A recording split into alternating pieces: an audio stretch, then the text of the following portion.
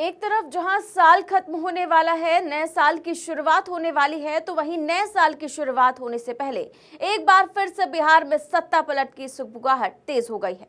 कल ही नीतीश कुमार दिल्ली से पटना वापस लौटे और आज सुबह राज्यपाल से मुलाकात करने पहुंच गए, जिसके बाद खबरें भी सामने आने लगी कि बिहार में आज कुछ बड़ा होने वाला है। राजभवन तक हलचल तेज। दरअसल इन दिनों हर तरफ बस एक ही चर्चा सुनाई दे रही है कि बिहार में खेला होगा।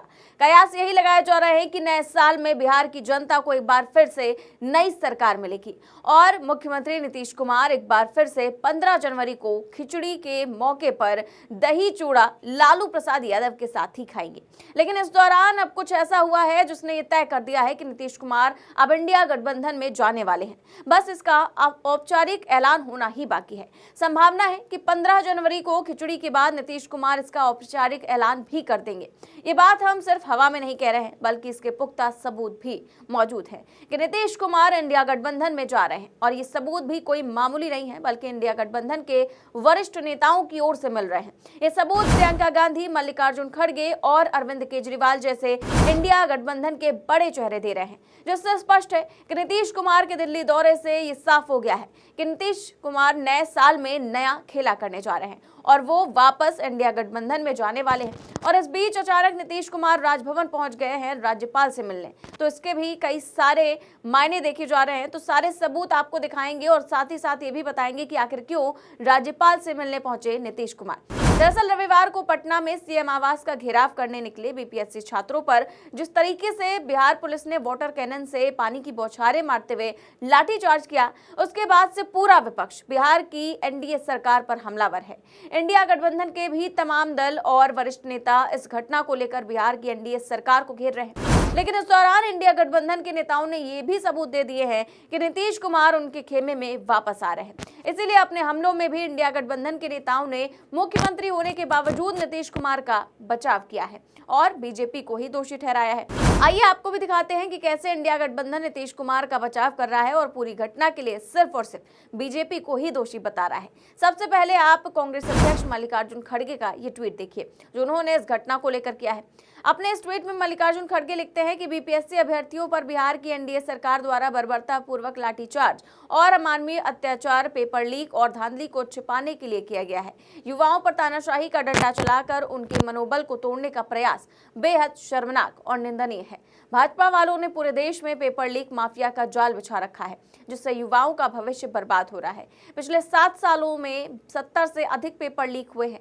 बीपीएससी परीक्षा में 3.28 लाख युवाओं का भविष्य अधर में लटका हुआ है। जब धांधली पकड़ी जाती है तो भाजपा निर्लज्जता से इनकार करती है या युवाओं पर लाठियां बरसाकर उनका मुंह बंद करवाना चाहती है। तो देखा आपने कांग्रेस के राष्ट्रीय अध्यक्ष और इंडिया गठबंधन के सबसे बड़े चेहरे ने किस तरह से इस पूरी घटना को लेकर विरोध जताया, लेकिन निशाने पर लिया सिर्फ और सिर्फ बीजेपी को। जो नीतीश कुमार बिहार के मुख्यमंत्री हैं, उनका नाम एक भी बार नहीं है। सिर्फ मल्लिकार्जुन खड़गे नहीं, बल्कि कांग्रेस सांसद प्रियंका गांधी का भी ट्वीट इसी तरह से है। उन्होंने भी इस घटना को लेकर बिहार सरकार पर तो हमला बोला, लेकिन निशाने पर सिर्फ बीजेपी रही। नीतीश कुमार का कहीं जिक्र तक नहीं हुआ। प्रियंका गांधी ने ट्वीट करते हुए लिखा कि बिहार में 3 दिन के अंदर दूसरी बार छात्रों पर अत्याचार किया गया। परीक्षाओं में भ्रष्टाचार, धांधली, पेपर लीक रोकना सरकार का काम है, लेकिन भ्रष्टाचार रोकने की जगह छात्रों को आवाज उठाने से रोका जा रहा है। इस कड़ाके की ठंड में युवाओं पर पानी की बौछार और लाठीचार्ज करना अमानवीय है। भाजपा का डबल इंजन युवाओं पर डबल अत्याचार का प्रतीक बन गया है। तो प्रियंका गांधी ने भी अपने ट्वीट में भाजपा के डबल इंजन को कोसा है और उसे युवाओं पर डबल अत्याचार का प्रतीक बताया है। लेकिन प्रियंका गांधी ने भी अपने पूरे हमले में एक भी बार नीतीश कुमार का जिक्र नहीं किया। और खड़गे और प्रियंका गांधी ही नहीं, बल्कि इंडिया गठबंधन के एक और साथी और बड़े नेता अरविंद केजरीवाल ने भी कुछ ऐसा ही किया है। मुख्यमंत्री नीतीश कुमार का पूरा बचाव करते हुए केजरीवाल ने अपने पोस्ट में लिखा कि बीजेपी की सरकारें लाठियों के दम पर विरोध की हर आवाज को दबाना चाहती हैं। शांतिपूर्ण प्रदर्शन कर रहे छात्रों पर लाठीचार्ज ये लोकतंत्र के खिलाफ सीधा हमला है। छात्र देश का भविष्य हैं, उनकी आवाज को दबाने की बजाय सुनिए। प्रदर्शनकारियों पर लाठी चलाना सत्ता में बैठे लोगों की कमजोरी और असंवेदनशीलता को दिखाता है। युवाओं के साथ ऐसा अन्याय देश कभी माफ नहीं करेगा। हम इन सभी छात्रों के साथ खड़े हैं। देखिए कैसे केजरीवाल ने भी बीजेपी को तो जमकर लपेटा, लेकिन नीतीश कुमार को लेकर कुछ भी नहीं कहा। और जिस तरीके से इंडिया गठबंधन ने छात्रों पर हुए लाठीचार्ज के बाद भी नीतीश कुमार का बचाव किया और अपने पूरे हमले में एक भी बार नीतीश कुमार का जिक्र तक नहीं किया, वो ये दिखाता है कि नीतीश कुमार इंडिया गठबंधन में आने का फैसला कर चुके हैं, बस औपचारिक ऐलान होना बाकी है। और जिस तरीके से नीतीश कुमार के राज्य में और उनके मुख्यमंत्री होने के बावजूद इंडिया गठबंधन ने नीतीश का जिक्र तक नहीं किया और सिर्फ बीजेपी को ही गरियाने में जुटे हुए हैं, वो ये तो दिखाता है कि कैसे दो दिल चुपके चुपके मिल रहे हैं और नीतीश कुमार बिहार में खेला करने के लिए पूरी तरह से मन बना चुके हैं।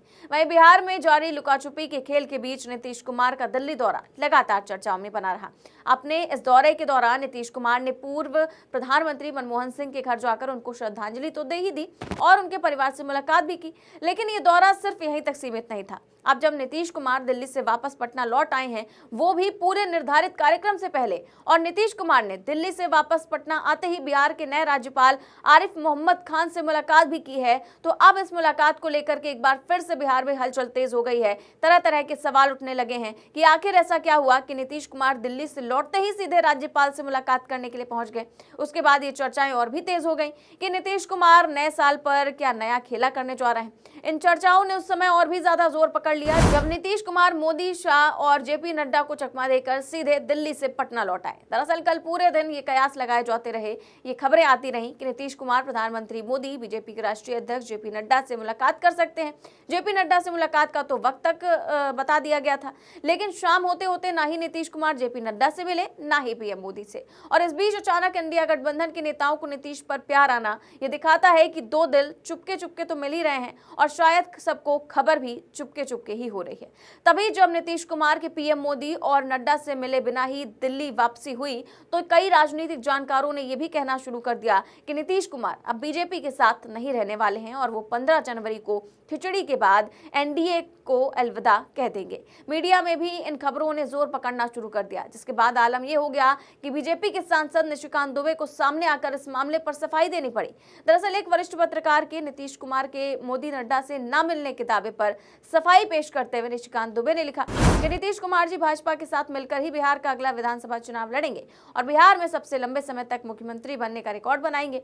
वो जब चाहेंगे माननीय प्रधानमंत्री जी और जेपी नड्डा से मुलाकात होती रहेगी। मेरी सूचना के अनुसार उनका केवल पूर्व प्रधानमंत्री मनमोहन सिंह जी के परिजनों से ही मिलने का कार्यक्रम था। तो देखा आपने किस तरह से बीजेपी नेता ने सफाई देते हुए नीतीश कुमार के बीजेपी के साथ मिलकर चुनाव लड़ने और उनके ही मुख्यमंत्री बनने की बात कह डाली। फिलहाल इतना तो तय है कि जिस तरह से नीतीश कुमार पीएम मोदी और जेपी नड्डा से मिले बिना दिल्ली से वापस आए हैं और आते ही उन्होंने बिहार के नए नवेले राज्यपाल से मुलाकात की है और उधर दूसरी ओर इंडिया गठबंधन के नेता नीतीश कुमार का समर्थन कर रहे हैं, उससे ये बात तो साफ है कि बिहार में खेला होना तय है। यही कारण है कि बीजेपी खेमे की नींदें उड़ी हुई हैं। फिलहाल अब इंतजार है तो सिर्फ और सिर्फ खिचड़ी का, जिस दिन ये पता चलेगा कि बिहार की खिचड़ी कितना पकी हुई है और किस ओर। तो फिलहाल इस खबर में बस इतना ही। देश और दुनिया की तमाम बड़ी खबरें जानने के लिए देखते रहिए 4PM न्यूज़ नेटवर्क। नमस्कार।